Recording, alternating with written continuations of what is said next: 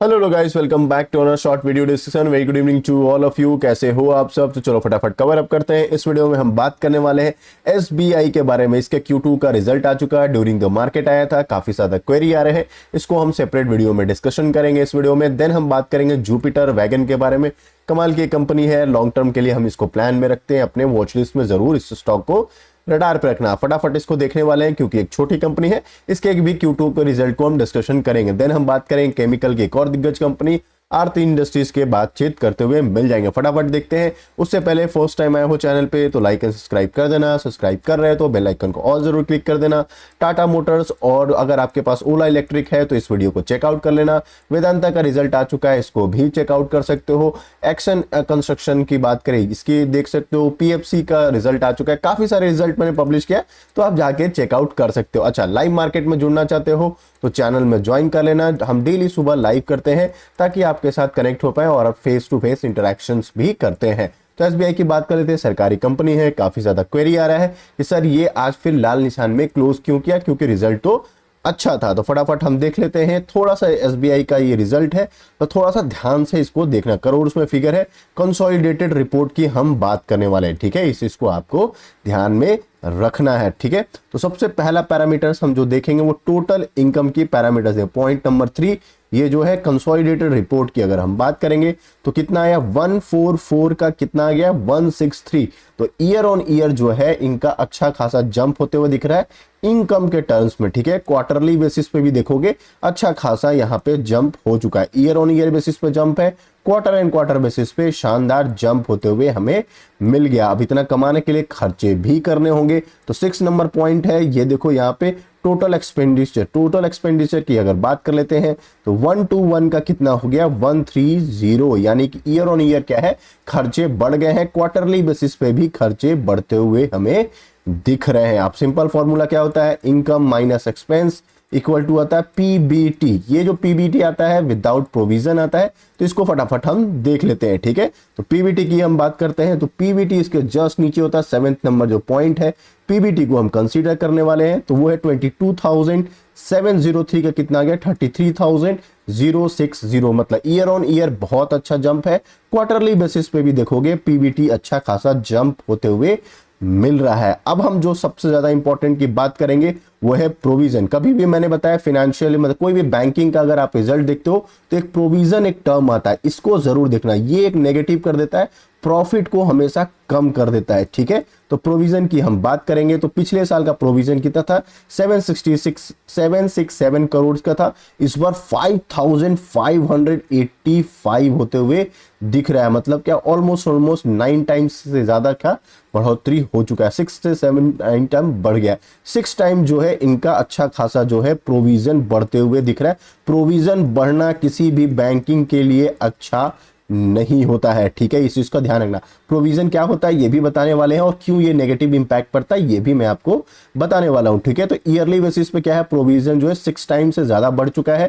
Quarterly basis पे भी देखोगे प्रोविजन बढ़ते हुए दिख रहा है, ठीक है, जो कि बिल्कुल अच्छी बात नहीं है। तो प्रॉफिट कितना आ गया 33,064। प्रोविजन 5,000 का बड़ा है। और फिर नीचे भी देखोगे नेट प्रोविजन का भी नॉन परफॉर्मिंग एसेट भी बढ़ चुका है ईयर ऑन ईयर बेसिस पे।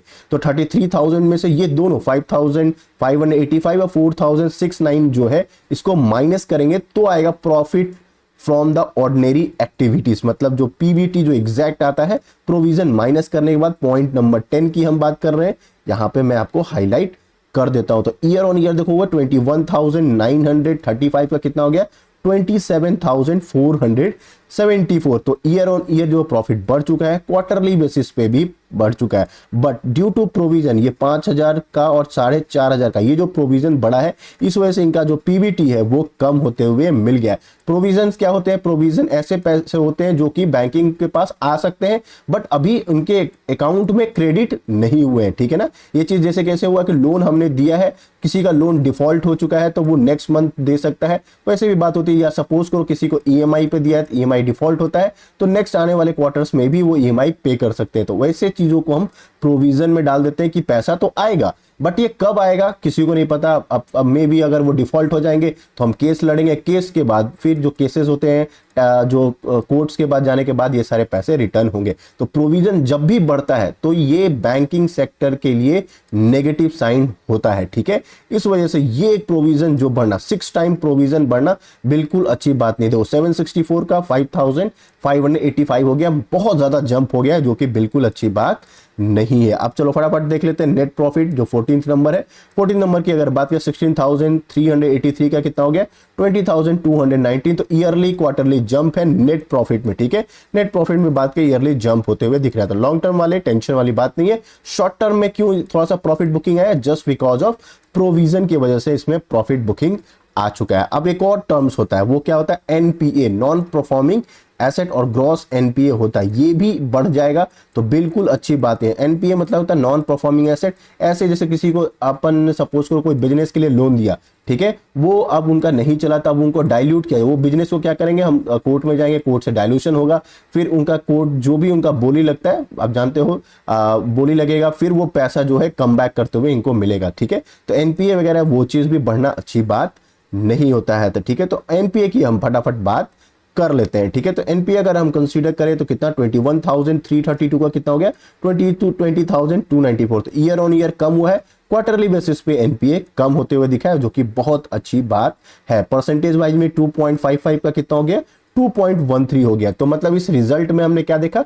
सिर्फ एक प्रोविजन बढ़ने के कारण इसमें प्रॉफिट बुकिंग आते हुए छोटा सा स्लाइटली आते होते हुए दिखते हुआ। ईपीएस में भी वही चीज रिफ्लेक्ट होगा, ईयर ऑन ईयर जो है सेम है, क्वार्टरली बेसिस में स्लाइटली जंप होते हुए मिल रहा है। तो लॉन्ग टर्म के हिसाब से देखोगे स्टॉक बुरा नहीं है, आराम से स्टॉक को आप कंटिन्यू कर सकते हो। नेट प्रॉफिट भी इंक्रीज होते हुए है, एसेट क्वालिटी जो इंप्रूव है, जो एनपीए जो मैंने बताया नॉन परफॉर्मिंग एसेट जो है ईयर ऑन ईयर बेसिस पे अच्छा हुआ है, जो कि बहुत अच्छी बात है। अच्छा, इसमें एक और चीज का बात हुआ है कि बॉन्ड एक approval, long term bond approval हो चुका है 20,000 करोड़ के आसपास जो है पब्लिक इशू और प्राइवेट इशू से ड्यूरिंग 2025 तक बॉन्ड अगर कोई एसबीआई का खरीदना चाहता है वो भी 20,000 करोड़ का उन्होंने पब्लिकली कर दिया है। देखो यही चीज मेन चीज हाईलाइट हुआ है प्रोविजन को लेके, जो कि न्यूज में सबसे ज्यादा प्रोविजन जो क्वार्टर में 4,506 करोड़ था, पिछले साल अगर कंसीडर करें वो कि 115 करोड़ से ज्यादा हो चुका है। तो ईयर ऑन ईयर के बेसिस पे देखोगे बहुत ज्यादा है, क्वार्टरली बेसिस पे भी देखोगे बहुत ज्यादा बढ़ते हुए हमें दिख रहा है, जो कि बिल्कुल अच्छी बात नहीं है, ठीक है। बाकी स्टॉक अच्छा है, बुरा नहीं है, बहुत प्यारा स्टॉक है। चाहो तो पीएसयू में सबसे स्ट्रांग कोई स्टॉक दिखता है फंडामेंटली तो यही स्टॉक है, 7.5 लाख से ऊपर का मार्केट कैपिटलाइजेशन है। लॉन्ग रन के लिए इस स्टॉक को जरूर खेल सकते हो। चलो आई होप मेरे एनालिसिस अच्छे लग रहे हो तो लाइक एंड सब्सक्राइब बिल्कुल कर देना। सब्सक्राइब कर रहे हो तो बेल आइकन को ऑल जरूर क्लिक कर देना। JWL की बात करने वाले, ये भी कमाल का स्टॉक है, 21,000 का मार्केट कैपिटलाइजेशन है। फटाफट इसको देख लेते हैं, देन हम आरती इंडस्ट्रीज की भी बातचीत करते हुए देखेंगे। इन लैक्स में फिगर है, ये चीज को देख लेना। कंसोलिडेटेड रिपोर्ट की बात कर रहे हैं। इनकम बात करें year on year sharp jump है, क्वार्टरली बेसिस पे भी जंप होते हुए हमें मिल रहा है। अब डायरेक्टली हम प्रॉफिट बिफोर टैक्स की बात कर लेते हैं। अगर उसकी बात करें तो ईयर ऑन ईयर बेसिस पे जंप है, क्वार्टरली बेसिस पे थोड़ा सा डाउनफॉल होते हुए दिख रहा है। और जो प्रॉफिट फॉर द पीरियड की बात करते हैं, जिसको नेट प्रॉफिट कहते हैं, 8,200 कितना हो गया 8,900, ईयर ऑन ईयर जंप है, क्वार्टरली बेसिस पे जो है अच्छा खासा डाउनफॉल होते हुए हमें दिख रहा है। यही चीज ईपीएस में भी रिफ्लेक्ट हो रहा है। मतलब क्या, लॉन्ग टर्म वाले के लिए कोई दिक्कत नहीं है, शॉर्ट टर्म वाले जो है क्वार्टर एंड क्वार्टर जो चेक करते हैं वही चीज इसको आपको अच्छा नहीं दिखता होगा, ठीक है। तो बात करें ईपीएस की तो ईयर ऑन ईयर अच्छा है, क्वार्टरली बेसिस पे डाउनफॉल होते हुए हमें मिल रहा था। अगर इस स्टॉक कल के दिन या मंडे के दिन अगर ये डिस्काउंट पे मिलता है स्टॉक, बहुत प्यारा स्टॉक है। आप चाहो तो लॉन्ग रन के लिए इस स्टॉक को जरूर अपने वॉच लिस्ट में कंसीडर कर सकते हो। चलो फटाफट बात कर लेते हैं नेक्स्ट टॉपिक की बाद में। तो आरती इंडस्ट्री, यस, ये स्टॉक पे बहुत ज्यादा उम्मीदें हैं। उम्मीदें क्यों कह रहा हूं कि ये जो इंडस्ट्री जिसमें काम करती है केमिकल का, और ये एक मोनोपोली टाइप है, मतलब ये ही जिस टाइप का पिगमेंट बनाती है ये कंपनी, जिस टाइप का केमिकल का इसका बिजनेस है, एक लौता ये बहुत शानदार। और इसका बिजनेस सबसे ज्यादा कहां से आता है, यूरोप से मार्केट से आता है, ठीक है, यूरोप की मार्केट से आता है। कमाल का इसने रिटर्न दिया है, कॉर्पोरेट एक्शंस भी हुआ था, उसके बाद डीमर्ज भी हुआ था। आरती इंडस्ट्री अगर आपके पास बहुत पहले से 2021 के आसपास है तो एक और इसमें डीमर्ज हुआ था आरती फार्मा करके, अलग होकर एक लिस्टिंग भी होता। आरती फार्मा में तो कमाल का रिटर्न दिया है, बट आरती इंडस्ट्रीज ने देखोगे लास्ट 5 ईयर्स में पिटाई ही पिटाई होते हुए दिख रही है। किसी ने 1,000 रुपए के आसपास खरीदा है तो इसकी तो अच्छा खासा 60% ये डाउनफॉल होते हुए ये मिल रहा है। छोटी कंपनी है, 17,000 करोड़ के आसपास है। हालांकि पूरा का पूरा केमिकल सेक्टर ही डाउनफॉल है। फटाफट देख लेते हैं, एकदम शॉर्ट में इसको देखेंगे। आरती इंडस्ट्रीज का क्या हालचाल है, क्या मंडे के दिन इसमें एक और रैली आएगा या प्रॉफिट बुकिंग बनते हुए दिख रहा है। तो सबसे पहले प्रॉफिट ही इसका 40% डाउन है, 43% डाउन है, और मार्केट का एक्सपेक्टेशन था उससे भी खराब आते हुए हमें मिल रहा है। बहुत शॉर्ट में इसलिए बात करूं, बहुत लंबा वीडियो हो जाएगा। हालांकि आरती इंडस्ट्रीज को हमने बहुत बार कवर अप किया। तो रेवेन्यू जो है अच्छा खासा ईयर ऑन ईयर में जंप है, ठीक है, बट जो मार्जिन ऑफ प्रॉफिट हो गया या नेट प्रॉफिट जो हो गया वो शानदार ड्रॉप डाउन हुआ है। शानदार ड्रॉप डाउन क्यों कह रहा हूं, क्योंकि 40% किसी का प्रॉफिट कम होना बहुत ज्यादा, 40% से भी ज्यादा है। तो अच्छा खासा डाउनफॉल होते हुए दिख रहा है, जो कि बिल्कुल अच्छी बात नहीं है। मार्केट के एस्टिमेशन से खराब आ रहा है। ईबीटी एबिटा जिसको कहते हैं वो भी डाउनफॉल में हो रहा था। मंडे के दिन थोड़ा सा और भी इसकी पिटाई हैमरिंग होते हुए इस स्टॉक में आपको देख सकते हो। बस एक ही चीज अच्छा है इसमें, इसका जो है इनकम कह लो या रेवेन्यू कह लो, वो दोनों थोड़ा सा ईयर ऑन ईयर बेसिस पर थोड़ा सा अच्छा दिखते हुए दिख रहा है, क्योंकि केमिकल सेक्टर का है तो इनका धुलाई अभी भी होना बाकी है, ठीक है। चलो, आई होप एनालिसिस अच्छा लग रहे हो तो लाइक एंड सब्सक्राइब कर देना। मिलते हैं एक और वीडियो में जहां पे कंप्लीट डिस्कशन करेंगे, और न्यूज के रिगार्डिंग अगर मेरे साथ कनेक्ट रहना चाहते हो तो जरूर सब्सक्राइब कर देना। सब्सक्राइब कर रहे हो तो बेल आइकन को ऑल जरूर क्लिक कर देना। Bye bye, thanks for watching.